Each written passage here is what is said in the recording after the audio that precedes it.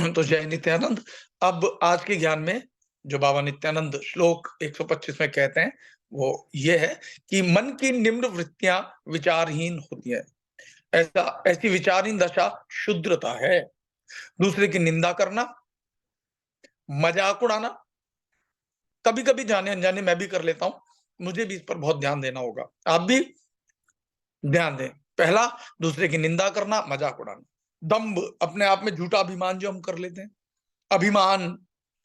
ठीक है ना। दंभ का मतलब क्या होता है कि हम जो दिखावे के लिए जो साधना आदि दिखाते हैं, दिखावे के लिए करते हैं ना, कई लोग बहुत ऐसे मंत्र बोलेंगे, ये करेंगे, दंभ, अभिमान, वो नहीं होना चाहिए ना। अभिमान, अभिमान से मतलब कि शो ऑफ करना, या कोई आपको कुछ कह दे तो आपको बहुत बुरा लग जाना। ईर्ष्या, जैसे आज मेरे को एक नई चीज समझ में आई। मेरे ऑफिस में एक बंदा है, मुझसे बहुत प्रभावित है और मेरी तारीफें करता रहता है। आज उसने मुझसे कुछ पूछा तो मैंने जवाब दिया, और वहीं दूसरे व्यक्ति से भी पूछा, उसने भी जवाब दिया। अब उसको उसका जवाब ज्यादा अच्छा लगा तो उसने कहा, अरे इन्होंने देखो कितनी अच्छी बात कही है। तो एक क्षण के लिए मुझे लगा कि यार ये तो मेरी हमेशा तारीफ करता था, आज ये मेरे से ज्यादा दूसरे को कंपैरेटिवली अच्छा बता रहा है। लेकिन बाद में रियलाइज हुआ मुझे कि नहीं, ये वो नहीं कह रहा, ये परीक्षा की जा रही है मेरी कि मेरे में कितना जो है मेरे अहंकार को ठेस पहुंचती है। तो मैं तुरंत समझ गया, और धीरे धीरे मैं ये लगातार अभ्यास करता जा रहा हूं, आप भी करना। कह रहे हैं कि अभिमान, ईर्ष्या सभी शुद्र गुण है, तो हमें ये शुद्र गुण जो है इनको दूर करना है। ठीक है ना। शुद्र कोई जात पात शरीर और इससे नहीं होता। शुद्र ये जो हमारे भीतर ऐसे विचार उत्पन्न होते हैं। फिर कहते हैं जिसे काली त्वचा होती है, जिसके वस्त्र काले हो, वह शुद्र नहीं है। ठीक है। फिर कहते हैं मनुष्य पगड़ी पहने, हाथ में घड़ी पहने, वह शूद्र है। मनुष्य पगड़ी पहने, हाथ में घड़ी पहनता है, वह शूद्र है। मतलब बाहरी दिखावा करना उससे कुछ नहीं है। भीतर से ये गुण दुर्गुण जो है, जैसे निंदा करना, मजाक उड़ाना, दंभ, अभिमान, ईर्ष्या, इनसे बचना चाहिए। फिर कहते हैं अगर वो दूसरों को समानता से देखे नहीं तो धनवान शुद्र नहीं, लेकिन स्वार्थ और भेद से भरा मानवी शुद्र है। यानी यहाँ घड़ी का मतलब, घड़ी वास्तव में घड़ी पहनने वाला शुद्र नहीं है। कहने का मतलब जो दिखावा करता है, घड़ी है मेरे पास। पहले के जमाने में घड़ी बहुत बड़ी चीज हुआ करती थी, पगड़ी बड़े लोग ही पहना करते थे। हर आदमी को पगड़ी पहनने का अधिकार भी नहीं था, ये भेदभाव हुआ करता था, शायद इसलिए कहा है कि मनुष्य पगड़ी पहने, घड़ी पहने, वह शूद्र है। यहाँ इस अर्थ में शूद्र का, ऐसे शूद्र नहीं का जो दिखावे से करता है। फिर कहते हैं जिसने वेदांतों के सत्यों का अनुभव नहीं किया है, जीवन के दौरान मुक्ति मतलब ऐसा वेदांत जो कि प्रशिक्षित अश्व जैसा हो, जंगली हाथी जैसा वेदांत मुक्ति नहीं बल्कि भ्रमणा है। इसको हम स्पष्टीकरण में समझते हैं कि विचारहीनता मानव मन की शुद्धता है। हमारे भीतर विचार तो हो, लेकिन विचार अगर दूसरे को नुकसान पहुंचाना, दूसरे को कम समझना, इस तरह के हैं, तो वो शुद्धता है। इसलिए मानव मन की शुद्धता है। कौन सी विचारहीनता? पवित्र विचार नहीं होना, विचारहीनता वो वाली, वो शुद्धता है। विचारहीनता वह हमारी शुद्धता है, हमें उसका त्याग करना चाहिए। विचारहीनता का मतलब है दूसरे को हीन समझने से भी है। ठीक है ना। दूसरों का मजाक उड़ाना, दंभ, अभिमान, ईर्ष्या, ये सब मन के शुद्र गुण हैं। काली चमड़ी वाले, काले वस्त्र वाले, लेकिन हृदय से शुद्ध मनुष्य शुद्र नहीं होते। यहाँ पर हृदय की बात है। जो हृदय से पवित्र है, अच्छे विचार वाला है, वो शुद्र नहीं है। और जिसके भले ही चाहे वो बाहर से कितना ही धनी, अमीर, है ना, गोरा या कुछ भी हो, और विचार उसके खराब है, तो वो शुद्र है। फिर कहते हैं पगड़ी पहनने वाला या सोने की घड़ी हाथ में पहनने वाला मनुष्य अन्य में समानता न देखे तो वह शुद्र है। सबको समान भाव से देखना चाहिए। फिर कहते हैं हमारी शुद्धता शरीर की बाह्य स्थिति के ऊपर निर्भर नहीं है, लेकिन हृदय की शुद्धता पर है। इस बात को आप ध्यान से समझो कि भीतर की शुद्धता, हृदय की शुद्धता की बात है। हृदय शुद्ध है तो सब शुद्ध, हृदय शुद्ध है तो सब जो है शुद्ध है। शुद्र वो है जिसके हृदय में बुरे विचार हैं, दूसरे के हंसी मजाक उड़ाना, दंभ, है ना, ये सब करना। फिर कहते हैं कि बाहरी आवरणों का मानवी की अंदरूनी स्थिति से कोई लेना देना नहीं होता। बाहर से आप चाहे अच्छे दिख रहे हो चाहे बुरे दिख रहे हो, लेकिन अंदर से आप के विचार अच्छे हैं तो आप शुद्ध हो, सिद्ध हो। जिससे वेदांत का सत्य नहीं समझना है, वह मनुष्य नहीं है। और मनुष्य को मानव बनने के लिए खुद क्या है ये समझना चाहिए, ठीक है ना। उसे आत्म साक्षात्कार करना चाहिए। मनुष्य के जीवन काल के दौरान सच्ची मुक्ति, ऐसा वेदांत है कि वह प्रशिक्षित अश्व जैसा है। प्रशिक्षित अश्व का मतलब समझते हो ना, जैसे घोड़े को सिखाया गया हो कि यहाँ कूदना है, यहाँ बैठना है, यहाँ चलना है, यहाँ ऐसा करना है, जैसा मालिक चाहता है उसके अनुसार उसको हर बात की ट्रेनिंग हो। तो ऐसे ही अगर आपके जीवन काल में सच्ची मुक्ति का वेदांत आपको मिल गया है, तो वो वेदांत अगर आपने जान लिया है, तो वो आपके लिए प्रशिक्षित घोड़े के समान है। ये कौन? मन, भीतर जो है वही तो विचार करता। और जंगली पागल हाथी जैसा वेदांत नहीं, लेकिन भ्रमणा है। मुक्ति अगर सिद्ध होती है तो मनुष्य को प्रशिक्षित अश्व जैसा बनाती है, ठीक है ना। अगर आपने मुक्ति सिद्ध कर ली, मुक्ति से मतलब बाहरी संसार से आपका धीरे धीरे जो है संबंध एकदम भीतर से समाप्त होता जाए, और भीतर से जो आपका निज स्वरूप है, आत्म स्वरूप है, उससे संबंध गहरा होता चला जाए। 126 में बाबा कहते हैं कि स्वार्थी दिमाग चंचल होता है, स्वार्थी बुद्धि कि बस मैं ही खा लूं, मैं ही पी लूं, ये स्थूलता की बात होती है। और सूक्ष्म विवेक की वजह से स्थिरता आती है। जब भीतर से आपको सूक्ष्मता के ज्ञान हो जाए, तो आपके भीतर जो है स्थिरता आती है, आप ठहर जाते हो। आप भागते नहीं रहते हो, ये भी कर लूं, वो भी कर लूं, ऐसा भी हो जाए, वैसा भी हो जाए, स्थिर हो जाते हो, जैसा है ठीक है। सृष्टि मतलब शांति होता है, सृष्टि मतलब साक्षी भाव होता है। देखो, एक सृष्टि जो बाहर दिख रही है वो नहीं, सृष्टि मतलब भीतर का सृजन। सृजन भी दो प्रकार का ना, एक हम बाहर सृजन कर रहे हैं, है ना, बच्चे पैदा हो रहे हैं, मकान बन रहा है, ये हो रहा है, ये भी एक सृष्टि है, फैलाव। लेकिन आप जो फैलाव है, जब इसको संघार चक्र की ओर जाओगे तो देखा जाए तो भीतर की सृष्टि कर रहे हो आप, पहले बाहर की सृष्टि थी, ठीक है ना। तो यहाँ कह रहे हैं सृष्टि मतलब शांति, सृष्टि मतलब साक्षी भाव, सृष्टि मतलब सूक्ष्म विवेक, और सूक्ष्म विवेक से तंदुरुस्ती देने वाला संतोष प्राप्त होता है। सूक्ष्म विवेक मतलब मुक्ति का बीज। फिर कहते हैं कि जादू विद्या हाथ की करामात की शक्ति से ऊपर नहीं, हाथ की करामात शक्ति के ऊपर निर्भर है। हाथ की करामात किसके ऊपर है? शक्ति के ऊपर निर्भर है। हाथ की करामात मन की भ्रमण है, शक्ति आत्मा से आती है। कुछ लोग ऐसे चमत्कार दिखाते ना हाथों से, वो शक्ति है ही नहीं, केवल भ्रमणा है, भ्रम पैदा किया जाता है, माया जाल क्रिएट किया जाता है। सूक्ष्म विवेक वह जो है वो सही बुद्धि है, शक्ति वही है जो सही अर्थ में सूक्ष्म विवेक है। ये बात सभी को समझ में आ रही है ना जो मैं बता रहा हूं? हाँ जी ना जी, समझ रहे हो सब लोग? चलो, तो इसको स्पष्टीकरण में बाबा कहते हैं कि स्वार्थी दिमाग स्थिर नहीं होता कि मैं ये भी ले लूं, वो भी ले लूं, मुझे ये भी मिल जाए, चाहे दूसरे की जान लेकर के भी मिल जाए, तो वो विवेक नहीं है। वो स्वार्थी दिमाग जो है स्थिर नहीं हो सकता, वह चंचल है। सूक्ष्म विवेक स्थिर होता है। सृष्टि मतलब शांति और साक्षी भाव, भीतर की सृष्टि की बात है, वापस लौटना, अपने आप को समेटना, और भीतर आप अपने आप के सृजन को जान रहे हो, ये सृष्टि भीतर की है। साक्षी भाव, जो भी हो रहा है उसके प्रति हमारा भाव जो है जजमेंटल ना हो, ये अच्छा है, ये बुरा है। जैसे ही आपका भाव अगर उससे अच्छा भाव है तो आप उसमें लिप्त हो जाओगे, बुरा भाव है तो आप उससे घृणा करोगे, दोनों ही खराब है। इसलिए साक्षी भाव, हमें शांति क्या है उसकी अनुभूति होनी चाहिए, हमें साक्षी भाव कैसे रखना है वह सीखना चाहिए। साक्षी भाव से रहने का मतलब है कि जगत के बंधनों से अलग रहना। सूक्ष्म विवेक से हमें जो है, सूक्ष्म विवेक हमें जो है संतोष देता है, जिससे हमारा स्वास्थ्य अच्छा रहता है। आप में संतोष होगा तो आपका स्वास्थ्य भी अच्छा होगा।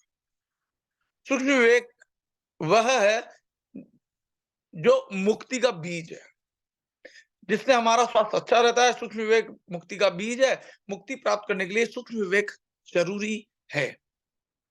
युक्ति हाथ की करामात शक्ति से परे नहीं है। युक्ति हाथ की करामात मन की भ्रमणा है, भ्रमणा भ्रम है। शक्ति जो है वो तो आत्मा से निकलती है, आत्मा से प्रवाहित हो रही है। बुद्धि का मतलब होता है सूक्ष्म विवेक। और शक्ति का मतलब होता है सत्यार्थ में सूक्ष्म विवेक लगा देना, यानी सत्य यानी आत्मा में इस मन को लगा देना। श्लोक संख्या 127 यानी बिंदु संख्या 127 में बाबा बताते हैं कि स्थूल आंखों से हम देखते हैं वह स्थूल बुद्धि है। जो हम इन आंखों से देख करके जो भी दिख रहा है और उससे जो जजमेंट पैदा कर रहे हैं वो सूक्ष्म बुद्धि नहीं है, वो स्थूल बुद्धि है। बाहरी जगत में जो दिखता है वह स्थूल प्रज्ञा है, और एक होती है भीतर की प्रज्ञा। अंतरदर्शन में हरि यानी माया नहीं होती, या हरि को माया रूप में कह रहे हैं, जो दिखने वाले हरि हैं, जो कबीर साहब के सामने प्रकट हो गए थे वो हरि, उनको माया। तभी तो कबीर साहब ने कहा भैया मैं तुम्हें नहीं जानता कौन हो। कहता अरे मैं राम हूं, वही जिनको तुम बज रहे हो, मैं वो हरि हूं। बोले मुझे माफ करो, मैं आपको नहीं बज रहा। फिर अपने भीतर बैठ जाते हैं। फिर ये दोहा बना कि ये मन तो निर्मल हुआ जैसे गंगा नीर, और पीछे पीछे हरि चले कहत कबीर कबीर कबीर कबीर। आपके साथ भी ऐसा होगा, ये माया आपके पीछे पीछे दौड़ेगी, फिर आपके पीछे पीछे आएगी, क्या चाहिए, मकान लो, बंगला लो, ये लो, लेकिन सावधान रहना है। उलझ गए तो आपने जो साधना करके तप करके जो भीतर जो आपने कमाई की है ना, कमाई सच की कमाई, वो फिर खर्च हो जाएगी।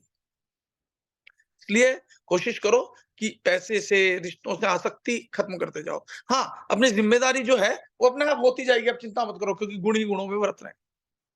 जितना आप भीतर से जुड़ोगे आप अपनी जिम्मेदारी को समझ पाओगे। फिर कहते हैं कि जो दृश्य है वह शिव नहीं है, जो दिख रहा है वो शिव नहीं है। यहाँ हरि को माया कह रहे हैं और शिव को सत्य है। तो जो दिख रहा है वो माया है और जो नहीं दिख रहा है वो शिव है, लेकिन माया में शिव नहीं है। अब आ गई गीता वाली बात। भगवान कृष्ण कहते हैं कि यद्यपि सब कुछ मुझसे उत्पन्न होता है पर मैं उनमें और वो मुझ में नहीं है, ठीक इसी प्रकार से माया में शिव नहीं है, संसार में शिव नहीं है। अगर आपकी दृष्टि बाह्य है तो शिव नहीं मिलेंगे, अंतर्दृष्टि है शिव मिल जाएंगे। बहुत आसान है। स्पष्टीकरण में बाबा कहते हैं कि स्थूल आंखों से हम देखते हैं वह स्थिर बुद्धि है। स्थिर स्थूल आंखों से हम देखते हैं वह स्थिर बुद्धि नहीं है, या गलत मिसप्रिंट है। वह स्थिर बुद्धि नहीं है और वह बाह्य जगत में दिखती है, देखती है। हमें अंतर मन में जो देखते हैं वो माया नहीं है, यहाँ ये कह रहे हैं वो सत्य है। जो दिखता है वह शिव नहीं है, यानी जो दिखाई दे रहा है वो सत्य नहीं है, शिव यानी सत्य। और जो नहीं दिख रहा वो सत्य है, जो है। शिव वह है जो एक और अदृश्य है। शिव क्या है, वो एक ही है, सर्वत्र है, और वो अदृश्य है, दिखाई नहीं देता, इन आंखों से नहीं दिखाई देता। भीतर की जो आपकी जो दिव्य दृष्टि है उससे दिखाई देगा। जब वो खुल जाएगा भीतर का नेत्र तो दिखाई देगा। फिर कहते हैं कि हमारे अंतर्मन में जो देखते हैं वह स्थूल ब्रह्मांड नहीं है, सूक्ष्म ब्रह्मांड है, सूक्ष्म ब्रह्म है। माया का जन्म स्थान चित्त है। माया कहां से उत्पन्न होती है, मन से। कहां से होती है, मन, चित्त से। माया में शिव नहीं है, यानी माया किससे उत्पन्न हुई, मन से। तो मन से जो उत्पन्न हो रहा है वो सत्य नहीं है, वो शिव नहीं है। लेकिन मन को, जैसे कर्ता ने कर्म को कर्ण से, ऐसे पढ़ते ना स्कूल में व्याकरण, तो यहाँ माया से जो उत्पन्न है उससे बचो। माया में सॉरी, मन से जो उत्पन्न हो रहा है उससे बचो, लेकिन मन को समर्पित कर दो किसमें, आत्मा में। ठीक है ना। तो माया में शिव नहीं है। तो हम संसार में माया यानी संसार, सीधा सीधा ही समझो। माया यानी संसार और चित्त यानी मन, ऐसे समझो। तो माया में शिव नहीं है, लेकिन शिव में माया है। वैसे ही माया में शिव नहीं है, शिव में माया है। समझे आप कैसे। तो कहा ना भगवान कृष्ण ने, यद्यपि सब कुछ मुझसे उत्पन्न हो रहा, संसार भी शिव से ही उत्पन्न है, लेकिन शिव करता उत्पन्न होने के बावजूद भी उसके इस भाव में नहीं है कि मैं करता हूं। कर्ता पुरुष होने के बावजूद भी करता नहीं है। ठीक है। अब 128 समझ गए ना ये सब बात, क्योंकि गीता में भी हम बहुत बार पढ़ चुके हैं पहले। ठीक है। अब 128 श्लोक में बाबा कहते हैं कि सूक्ष्म बुद्धि अर्थात ज्ञान, अंतर ध्यान जो है वह एक केंद्रीय होता है। स्थूल बुद्धि है वह ऐसे अश्व जैसी है जिसको लगाम से नियंत्रित नहीं कर सकते। सूक्ष्म बुद्धि अर्थात ज्ञान, ठीक है। और अंतर्ध्यान वो है, अंतर्ध्यान जो है वह एक केंद्रीय होता है, यानी एक पर ही टिका रहता है, लेकिन जो बाह्य ध्यान है वो अनेकों में टिका रहता है। तो अंतर्ध्यान एक केंद्रीय होता है। स्थूल बुद्धि वह घोड़े जैसी है जिसको लगाम से नियंत्रित नहीं कर सकते, यानी स्थूल बुद्धि का मतलब क्या, वो फैली रहती है, ये काम वो काम, ऐसा वैसा। तो वो घोड़ा है, बहुत सारे घोड़े जिसको आप जो है लगाम से नियंत्रित नहीं कर सकते। अन्य से प्राप्त हुई बुद्धि स्थायी नहीं होती, यानी आप किसी की कानाफूसी से जो सीख के आते हो, सुन के आते हो, उन कानाफूसी वो स्थायी नहीं होती। लेकिन आप जब भीतर जाओगे, अभी जो मैं कह रहा हूं उसको भीतर जाओगे, खुद के भीतर वाले सदगुरु से जुड़ोगे, भीतर के ज्ञान से जुड़ोगे, तो वो स्थायी हो जाएगी। उसको कहा है सूक्ष्म बुद्धि। वह माया भी नहीं है और शिव भी नहीं है। जो संसार में जो कुछ भी देख रहे हो, ठीक है ना, वो शिव नहीं है। और जो आपकी स्थूल बुद्धि है, वास्तव में तो माया स्वरूप है, लेकिन वो माया नहीं है। माया पदार्थ है। पदार्थ का मतलब जैसे वस्तु है जो कि नाशवान है, मिट जाता है। घर है, धीरे धीरे घिसते घिसते टूट फूट होते होते गिर सकता है। हम रिपेयर इसीलिए तो कराते हैं। तो जो नाशवान चीज है वो माया है, और जो अविनाशी है वो सत्य है, वो शिव है। फिर कहते हैं गुरु से जो मिलता है वही सच्चा ज्ञान है, और वह सूक्ष्म विवेक है। वह कदापि स्थूल नहीं होता। वह मानवीय मानव नहीं है जो खुद ने प्राप्त किया हुआ ज्ञान अन्य को नहीं देता। जो गुरु होता है वो जो भीतर का वास्तविक ज्ञान उसने प्राप्त किया है वो बांटता है। वो और मानव की तरह नहीं है कि मैं खुद ही रख लूं। बाहरी संसार में क्या होता है, आदमी धन कमाया तो खुद ही उसको उपभोग करना चाहता है, उसका उपयोग करना चाहता है, दूसरों के लिए नहीं। ये है बाहरी मानवों का। लेकिन जो गुरु होता है वो जो उसने भीतर प्राप्त किया है वो जो है अपने पास सीमित नहीं रखता, वो उसको बांट देना चाहता है। ठीक है, इसलिए कहा है कि वह कदापि स्थूल नहीं होता। वह मानवीय मानव नहीं है जो खुद ने प्राप्त किया हुआ ज्ञान अन्य को नहीं देता, यानी सभी में बांट देता है। स्पष्टीकरण में बड़े बाबा कहते हैं कि सूक्ष्म बुद्धि ही सच्ची बुद्धि है, यह ज्ञान है, अंदरूनी ध्यान या मन की एक केंद्रीय स्थिति है। स्थूल बुद्धि स्थिर नहीं है। स्थूल बुद्धि अपनी चंचलता की वजह से सांसारिक जीवन के आनंद में यहां वहां दौड़ती रहती है। वह एक घोड़े जैसी होती है जिसे लगाम से नियंत्रित नहीं किया जा सकता। अन्य से प्राप्त बुद्धि स्थायी नहीं होती। किसी और से लिया हुई चीज को क्या स्थायी हो सकती है? हो सकती है क्या?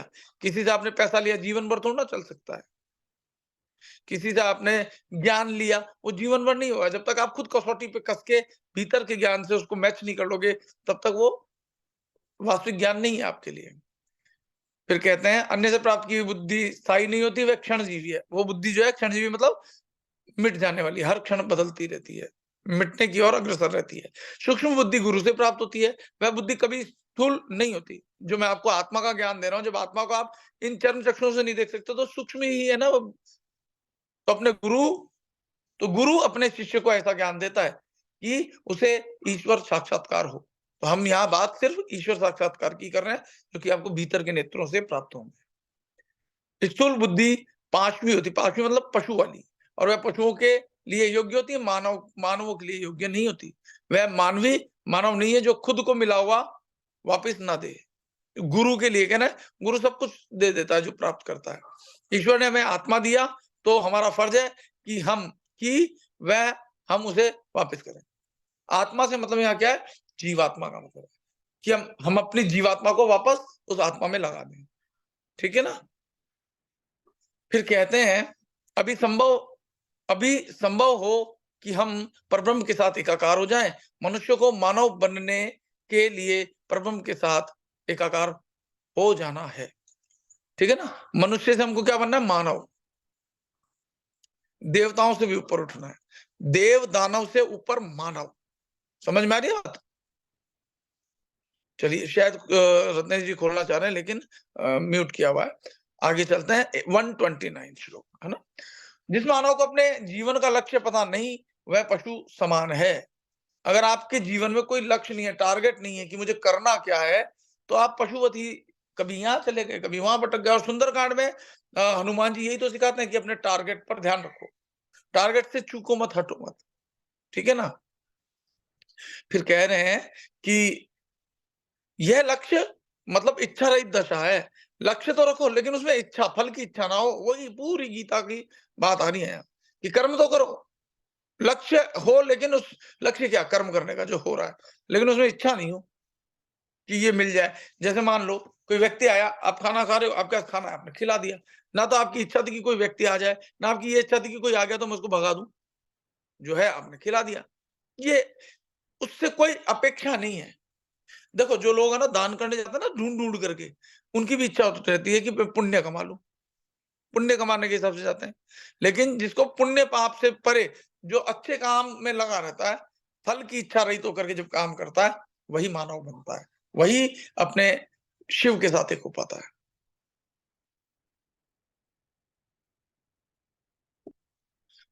आ रही है ना सभी को मेरी आवाज प्रॉपर? आ रही है तो बस खाली ऐसे अंगूठे से यूं कर दो, ओके। आगे कहते हैं कि इस हकीकत से अज्ञान व्यक्ति मनुष्य नहीं है। जो इस हकीकत को नहीं जानता वो मनुष्य कैसे हो सकता है? पशु समान ही है। मनुष्य ईश्वर की सृष्टि का सरताज है। मतलब सबसे ऊंची जो मनुष्य की कृति है ना, सरताज है। और श्रेष्ठ सर्जन है। इससे उच्च कोटि का सर्जन परमात्मा का कुछ और है ही नहीं। मनुष्य को मेंढक जैसा बनना है, जो पानी की सतह पर बार बार ऊपर नीचे होता रहे। मनुष्य की तुलना मेंढक के साथ नहीं हो सकती। हमें मनुष्य जीवन बार बार नहीं मिलेगा।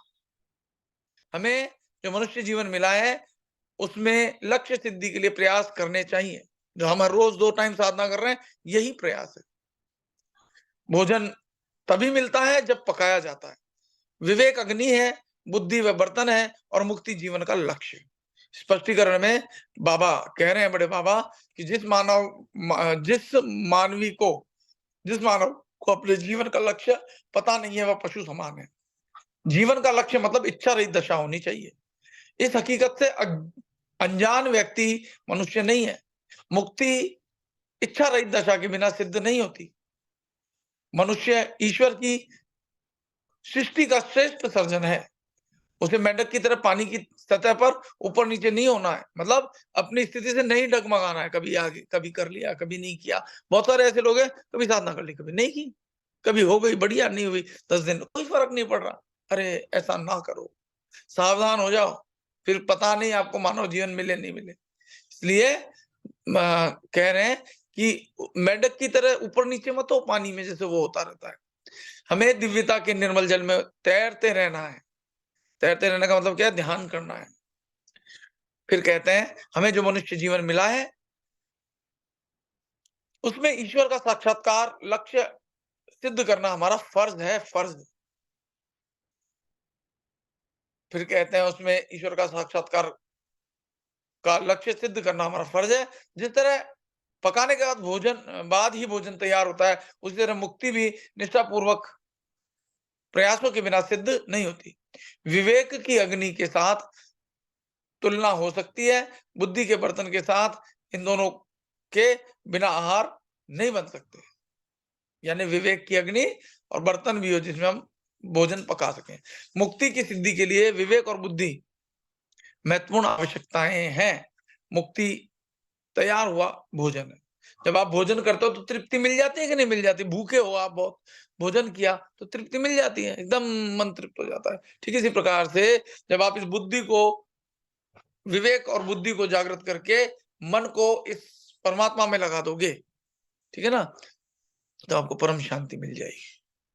तो आज के लिए इतना ही। 129 सुबह 1:30 से हम फिर शुरू करेंगे। तो अभी मैं रिकॉर्डिंग स्टॉप करता हूँ। जो लोग यूट्यूब पे ये चैनल देख रहे हैं, वो लोग रेगुलर साधना करेंगे तो उनके जीवन में बहुत बड़े-बड़े चमत्कार और बदलाव होंगे। तो वो जुड़ें।